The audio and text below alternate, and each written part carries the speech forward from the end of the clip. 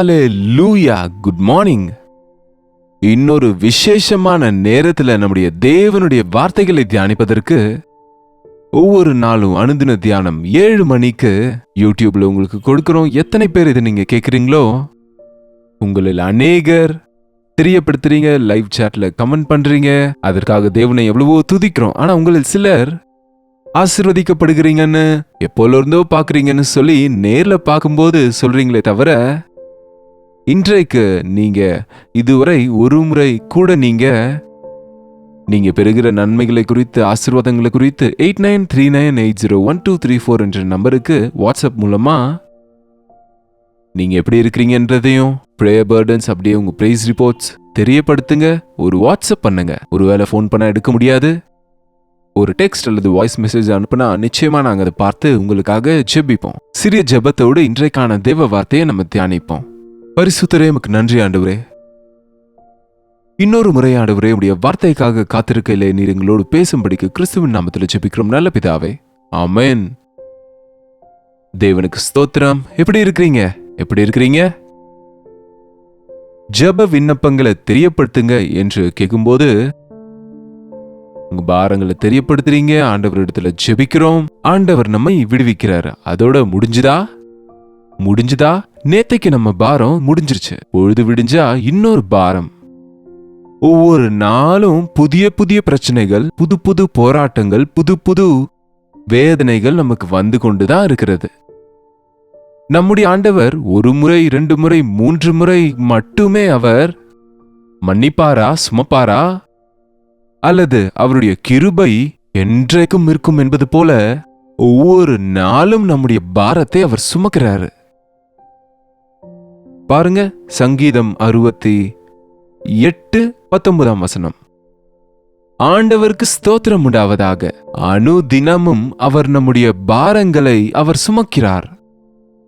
அனுதினமும் அவர் நம்முடைய பாரங்களை சுமக்கிறவராயிருக்கிறார். இயேசு ஆண்டவரை நம்பியிருக்கிறவங்களுடைய பக்தி கூட அனுதினமும் விசுவாசத்தோடு, ஜபத்தோடு தேவனை பற்றி கொள்வதை கற்றுக்கொள்ளணுங்க. நாட்கள் போக போக யாரும் பாரங்கள் தீர்ந்து விட்டதுன்னு சொல்றதில்லைங்க. ஹாஸ்பிட்டல்ஸ் அதிகமாகுது, எத்தனையோ புது புது மருந்துகளை கண்டுபிடிக்கிறாங்க. மெடிக்கல் ஃபீல்ட்ல எவ்வளவு மாற்றம் உண்டாகுது. ஆனா நோய்கள் மட்டும் குறையல, புது புது நோய்கள் வருகிறது. என்னென்னமோ ஃபேக்டரிஸ் வந்துருச்சு, ஏதோ புது புது உணவுகளை இவங்க ஆயத்தப்படுத்துறாங்க. இந்த டின்டு ஃபுட்ஸ் வந்துருச்சு. ஆர்டிஃபிஷியலா அவங்க வளர்க்கக்கூடிய ஃப்ரூட்ஸ் இம்போர்ட் எக்ஸ்போர்ட் நடந்துகிட்டு இருக்கு. ஆனாலும் கூட மனிதன் பசியோட தான் இருக்கிறான். மனுஷனுக்கு பசி தீருகிறதில்ல, மனுஷனுக்கு திருப்தி கிடைக்கிறதில்ல. எவ்வளவு டெக்னாலஜி வளர்ந்தாலும், எவ்வளவு புதிய விதத்துல எல்லாவற்றையும் சுலபமாக்கக்கூடிய கருவிகளை கண்டுபிடிச்சாலும் மனுஷங்க கஷ்டம் தீரவில்லையே. ஆமால, கிராமத்துல இருக்கிறவங்களுக்கு கிராமத்து பிரச்சனை, சிட்டியில இருக்கிறவங்களுக்கு சிட்டி பிரச்சனைகள், வேலை இருக்கிறவங்களுக்கு வேலையில கஷ்டம், வேலை இல்லாதவனுக்கு வேலை இல்லையேன்ற கஷ்டம் இல்லையா? நமக்கு இங்க காலையில இருந்தா அடுப்புக்கு மேல இருந்தா அடுப்புக்கு கீழே இல்ல, அடுப்புக்கு கீழே இருந்தா அடுப்புக்கு மேல இல்ல என்று சொல்லுவாங்க அந்த காலத்துல. இன்றைக்கு அநேகருடைய வாழ்க்கையில ஏதோ ஒரு குறைவு இருந்து கொண்டுதான் இருக்கு. அதற்காக தான் தினமும் நமக்கு ஆண்டவருடைய உதவி தேவை. ஒவ்வொரு நாளும் நம்ம பசியை தீர்க்கிறது போல ஒவ்வொரு நாளும் நம்முடைய ஆவிக்குரிய பசியை நாம தீர்க்கும்படிக்கு, நாம விசுவாசத்துல வளரும்படிக்கு நாம தேவனுடைய வார்த்தையை கேட்க வேண்டும். அதற்கு தான் அனுதினமும் உங்களுக்கு தேவனுடைய வசனத்தை கொண்டு வர முயற்சிக்கிறோம். இதை அநேகர் தவறாம கேட்கறீங்கன்னு தெரியப்படுத்துறீங்க. ஆகாரமா, ஜீவ ஆகாரமா இது இருக்குன்னு ஆவிக்குரிய விதத்துல பலப்படுகிறோம்னு சொல்றீங்க. அதற்காக தேவனை துதிக்கிறோங்க. நிச்சயமா மனுஷன் அப்பத்தினால் மட்டுமல்ல, தேவனுடைய வாயிலிருந்து புறப்படும் ஒவ்வொரு வார்த்தையினாலும் பிழைப்பான் என்ற வார்த்தை உண்மைங்க. அவர் அனுதினமும் நம்முடைய பாரங்களை சுமக்கிறார். நாம 10 முறை போய் ஒரு மனிதன் இடத்துல உதவியை கேட்டா அவங்க வெறுத்து போவாங்க, முடியாது போன்னு சொல்லுவாங்க.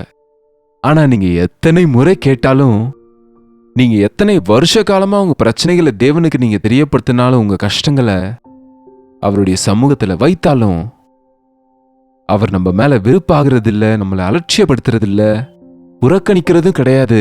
ஆனா நம்முடைய பாரங்களை அவர் சுமக்கிறாரு. நம்முடைய பாரங்களை அவர் மேல போட்டுக்கிட்டு அவருடைய இளைப்பாறுதலை நமக்கு கொடுக்கிறாரு. வருத்தப்பட்டு பாரம் சுமக்கிறவர்களே இடத்துல வாங்க, நான் உங்களுக்கு இளைப்பாறுதல் தருவேன். இந்த காலை நேரத்தில் உங்க பாரம் என்ன சொல்லுங்க? ஒரு விதமாங்க, ஒரு வகையா பிபி என்ற வார்த்தை இன்றைக்கு பார்க்கிறோம் பாருங்க, பிளட் பிரஷர். எனக்கு பிபின்னா உங்களுக்கு எப்பத்துல இருந்து இந்த பிபி என்றது வந்துச்சுன்னு ஒருத்தரை கேட்டேன். அதாங்க அந்த பிபி இல்லைங்க, எனக்கு மனைவியோட பிரச்சனை. எனக்கு தினமும் குடும்பத்துல பிரச்சனைகள். சிலருக்கு ரிவர்ஸ், கணவனோட பிரச்சனை. சிலருக்கு கணவன் மனைவி நல்லா இருந்தாலும் பிள்ளைங்க பிரச்சனை, அதுவும் பிபி தான். நிம்மதி இருக்காது. என்னங்க, இப்படி பல வகையான பிரச்சனைகள், பொருளாதார நெருக்கடிகள் அல்லது பிசினஸ் பிரஷர், ஒர்க் பிரஷர், எத்தனையோ விதமான அழுத்தங்களுக்கு மனுஷன் ஆளாகி சமாதானத்தை இழந்துவிட்டு அழிந்து போகிறான். ஆவிக்குரிய விதத்துல அழிந்து போகிறான். உங்க பாரங்களை சுமக்கிற ஆண்டவர் இருக்கும்போது நீங்களே சுமக்கிறது எதுக்கு? அவர் அனுதினமும் நம்முடைய பாரங்களை சுமக்கிறார் என்ற போது அவர் ஆட்டோமேட்டிக்கா நம்ம பாரங்களை சுமக்கலாம்லன்னு ஒருவேளை நீங்க கேட்கலாம். அப்படி முடியாதுங்க. இந்த சோப்பு பயன்படுத்தினா, இந்த சர்ஃப் பயன்படுத்தினா உங்க துணிகள் வெண்மையாயிடும்னு ஒரு நபர் ரோட்டு மேல சொல்லிக்கொண்டு போயிட்டு இருந்தா, ஒருவர் எதிரில் வந்து அங்க அழுக்கு துணி போட்டிருந்த பிள்ளைங்களை அவர் காண்பித்து, உன்னுடைய சோப்பு இவ்வளவு நல்லதா இருந்தா அங்க இருக்கிற பிள்ளைங்க அழுக்கு துணியோட ஏன் இருக்கிறாங்கன்னு அவரை கேட்டாராம். ஏன் இருக்காங்க சொல்லுங்க? அந்த சோப்பு நல்லதுதான், ஆனா அழுக்கு போகணும்னா நீங்க அதை வாங்கி துவைச்சாதானே. அது போல நம்முடைய பாரங்களை ஆண்டவர் நீக்குவார்னா நீங்க ஆண்டவரிடத்துல வந்தால் தானங்க. ஆண்டவரை நீங்க கேட்கணும்ல, ஆண்டவர்கிட்ட சொல்லணும்ல.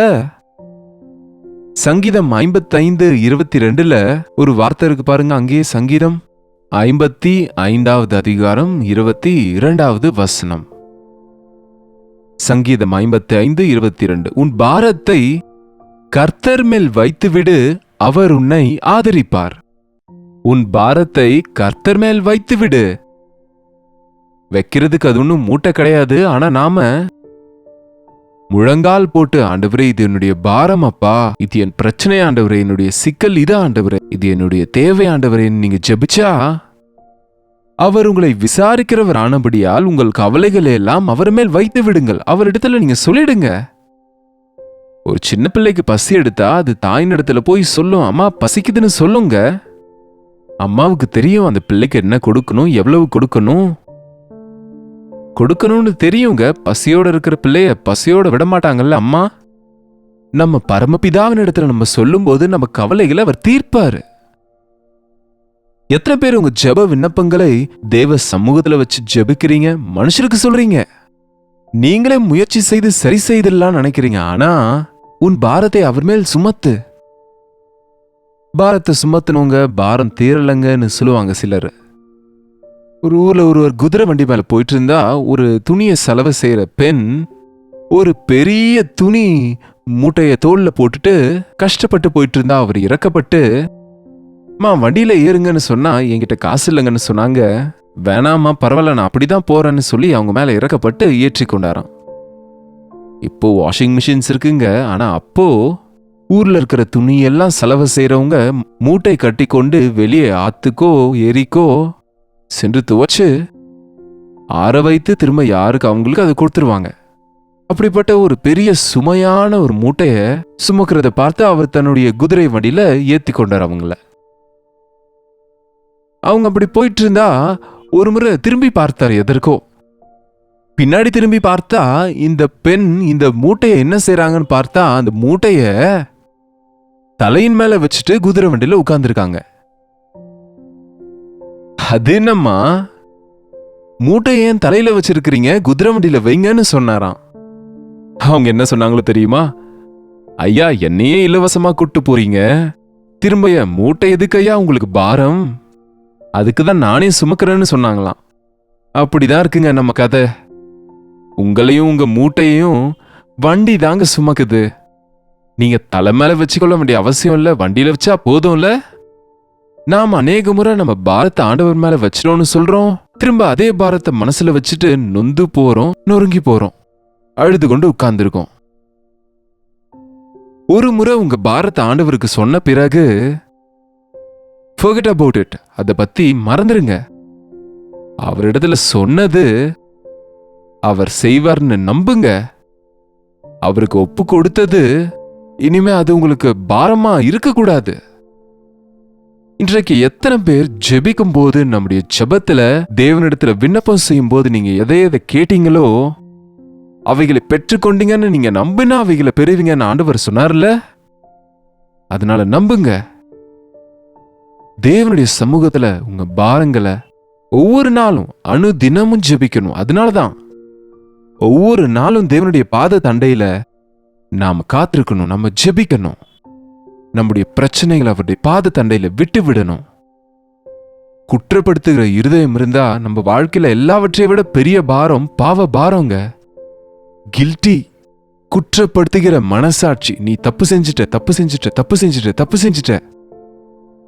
ஆமாங்க, நான் தப்பு செஞ்சுட்டேன், என்ன மன்னிங்கன்னு நீங்க மன்னிப்பு கேட்டா, நீங்க மனம் வருந்தின ஆண்டவரத்துல மன்னிப்பு கேட்டா, அந்த குற்றத்திலிருந்து நீங்க தப்புவிக்கப்படுவீங்க. உங்க குடும்ப விஷயத்துல, பொருளாதார பிரச்சனையில, உங்க ஆவிக்குரிய வாழ்க்கையில இருக்க போராட்டத்திலேயோ, பாவத்தோடு உங்களுக்கு இருக்கிற போராட்டத்துக்கோ, நீங்க செய்த குற்ற பாரமோ பாவ பாரமோ எதுவானாலும் கூட எல்லா பாரத்தையும் அவர் நமக்காக சுமந்தாருங்க. இதோ உலகத்தின் பாவங்களை சுமக்கிற தேவ ஆட்டுக்குட்டி அவர். தேவ ஆட்டுக்குட்டியாக உலகத்துக்கு வந்த இந்த இயேசு ஆண்டவர் நம்முடைய எல்லாரின் பாவ பாரத்தையும், நாம எல்லாருக்கும் பாவத்தினால வருகிற சம்பளமாகிய மரணத்திலிருந்து, பாவத்தினால் உண்டான பிரச்சனைகளிலிருந்து, நெருக்கங்களையும் வியாதிகளையும் மொத்தம் எல்லாவற்றையும் அவர் சுமந்தார். அவருடைய தழும்புகளாலே நாம் குணமாகிறோம் என்று எழுதியிருக்கு. நம்முடைய மீறுதல்கள் நிமித்தம் அவர் காயப்பட்டு, நம்முடைய அக்கிரமங்கள் நிமித்தம் அவர் நொறுக்கப்பட்டார். நம்புங்க. ஏசாண்டவர் நமக்காக இவ்வளவு தியாகத்தை செய்த பிறகு நம்ம எந்த கவலையும் தலையில வச்சுட்டு உட்கார்ந்துருக்க அவசியம் இல்லைங்க. உங்க தப்ப நீங்களே சுமந்து கொண்டு அதனுடைய தண்டனை அனுபவிச்சுட்டு நீங்க நொறுங்க வேண்டிய அவசியம் இல்ல. நம்முடைய பாவங்களை நாம் அறிக்கையிட்டால் பாவங்களை நமக்கு மன்னித்து எல்லா அநியாயத்தையும் நீக்கி நம்மை சுத்திகரிப்பதற்கு அவர் உண்மையும் நீதியும் உள்ளவருமாயிருக்கிறார் என்று நம்புங்க. ஒவ்வொரு நாளும் முழங்கால் போட்டு உங்க பாரங்களை தேவ சமூகத்துல ஊற்றிடுங்க. சாதாரணமா ஒட்டகங்கள்ல, ஒட்டகம் தெரியுமா? கேமல், அதன் மேல சுமைய சுமத்த பயன்படுத்துவாங்க. இந்த லாரிஸ்லாம் இல்லாத காலத்துல மூட்டை மூட்டையா போடுவாங்க. உயரமா இருக்கும்ல. முக்கியமா பாலைவனங்களில அதன் மேல சுமைகளை நிறைய சுமத்துவாங்க. அது அநேக முறை சுமக்க முடியாத சுமையை சுமந்து அது போக வேண்டிய இடத்துக்கு போன பிறகு பாரத்திலிருந்து விடுபட என்ன செய்யணுமோ அது தெரியுமா உங்களுக்கு? முழங்கால் போடணுமா. அது முன்பு 2 முழங்கால்களையும் மடக்கி அது முழங்கால் போட்டா அந்த மனுஷங்க அதன் மேல இருக்கிற மூட்டைகளை கீழே இறக்குவாங்க. ஏன்னா ரொம்ப உயரமா இருக்கும்ல. அது முழங்கால் போட்டு தன்னுடைய பாரங்களை இறக்குமா. புரிஞ்சுதா? நம்முடைய சுமைகள் போகணும்னா நம்ம முழங்கால் ஜெபத்தை கற்றுக்கொள்ளணும். முழங்கால நீங்க ஜெபித்து உங்க பாரத்தை எல்லாம் ஆண்டவர் சமூகத்துல விட்டு விட்டு எல்லாவற்றையும் அவரிடத்துல சொல்லிக்கொண்டா, எந்த நாளுக்கு அந்த நாள் அனுதினமும் நம்முடைய பாரங்களை சுமக்கிற ஆண்டவர் எல்லா பாவத்திலிருந்து நம்மை விடுவிப்பதற்கும், என் நுகம் மெதுவாயும் என் சுமை லகுவாயும் இருக்கும் என்றது போல ஆண்டவர் கொடுக்கிற இளைப்பாறுதல, ஆறுதல, சமாதானத்தை நம்ம பெற முடியுங்க. இன்றைக்கு என்ன உங்க சுமை? கடன் சுமையா, நோயின் சுமையா, குடும்ப பாரமா? எதுவானாலும் சரி, இது என்னால் முடியாதுன்னு சொல்லுகிறவர் அல்ல ஆண்டவர். எல்லாவற்றிலிருந்து நம்மை விடுவிக்க கூடிய பெரிய தேவன், ரட்சிக்கிற தேவன். அவர் சமூகத்துல முழங்கால் போட்டு செப்பிப்போம். பரிசுத்தரே, அன்புள்ள தகப்பனே,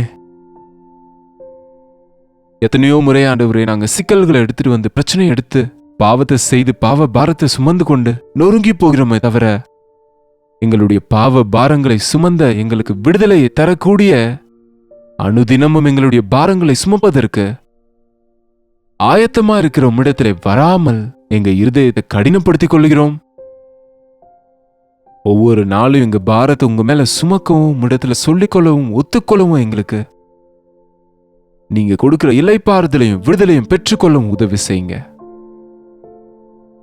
எங்கள் கவலை எல்லாம் உங்க மேல வைக்கிறதற்கு, எங்கள் பாடுகளை, எங்க பாரத்தை உம்மிடத்துல சொல்லிக் கொள்வதற்கு, நீங்க கொடுக்கிற விடுதலையும் நீங்க கொடுக்கிற ஆசீர்வாதத்தையும் பெறவும் எங்கள் ஒவ்வொருவருக்கும் உதவி செய்யும்படிக்கு கிறிஸ்துவின் நாமத்தில் ஜெபிக்கிறோம் எங்கள் நல்ல பிதாவே, ஆமென்.